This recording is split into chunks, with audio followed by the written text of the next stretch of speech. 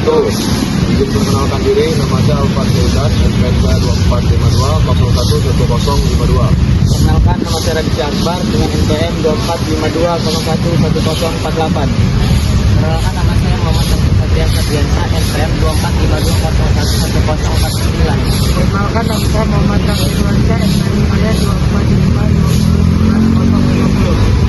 Assalamualaikum warahmatullahi wabarakatuh. Nama saya Muhammad Dafaul Agusta, NPM saya 2452211051.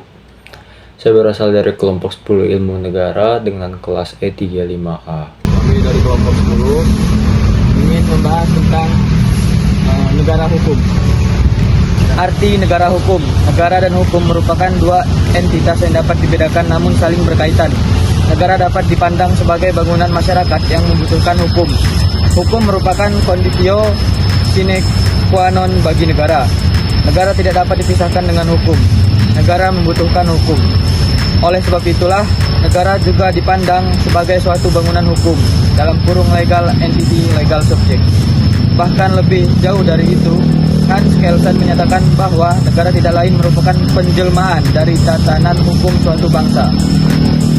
Menurut Munir Fuadi, negara hukum adalah suatu sistem kenegaraan yang diatur berdasarkan hukum yang berlaku, yang berkeadilan, yang tersusun dalam suatu konstitusi, di mana semua orang dalam negara tersebut, baik yang diperintah maupun yang memerintah, harus tunduk pada hukum yang sama, sehingga setiap orang yang sama diperlakukan sama, dan setiap orang berbeda diperlakukan berbeda, dengan pembedaan yang rasional, tanpa memandang perbedaan warna kulit, ras, gender, agama, daerah, dan kepercayaan.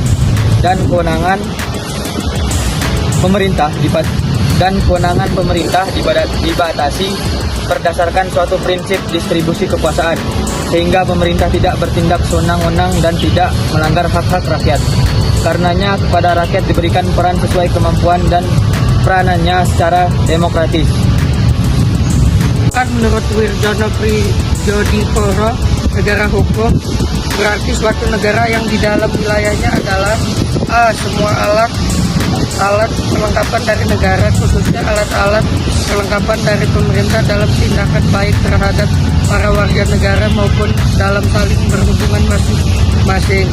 Tidak boleh sewenang-wenang, melainkan harus memperhatikan peraturan-peraturan hukum yang berlaku. B. Semua orang dalam hubungan kemasyarakatan harus tunduk pada peraturan-peraturan hukum yang berlaku. Seiring berjalannya waktu dan perkembangan masyarakat, paham negara hukum dari Immanuel Kant, negara hukum liberal, kurang memuaskan. Muncul pemikiran yang berniat untuk memperbaiki paham negara hukum liberal, dan konsep perbaikannya melahirkan paham negara hukum formal. Sarjana yang mengembangkan paham tersebut adalah C.J. Stahl yang berbangsa Jerman dalam bukunya Philosophie des Rechts, terbit pada tahun 1878. Penyempurnaan yang dilakukan oleh C.J. Stahl nampak dalam unsur-unsur hukum formal, yaitu yang pertama, mengakui dan melindungi hak-hak asasi manusia. Yang kedua, untuk melindungi terhadap hak-hak asasi tersebut, maka penyelenggara harus berdasarkan atas teori kritis politika. Yang ketiga, dalam menjalankan tugasnya, pemerintah harus berdasarkan atas undang-undang Wettbewerbsverbot. Dan yang keempat, jika dalam menjalankan tugasnya berdasarkan undang-undang, pemerintah masih melanggar hak asasi campur tangan pemerintah dalam kehidupan pribadi seorang, maka ada pengadilan administrasi yang menyelesaikannya. Menurut The International Commission of Juris menyatakan bahwa prinsip-prinsip negara hukum itu ditambah lagi dengan adanya sistem peradilan yang bebas dan tidak memihak, independence and impartiality of judiciary, yang pada zaman sekarang makin dirasakan mutlak diperlukan dalam setiap negara demokrasi. Menurut The International Commission of Juris, ada 3 prinsip penting dalam negara hukum, yaitu negara hukum tunduk pada hukum. Kedua, pemerintah menghormati hak-hak individu.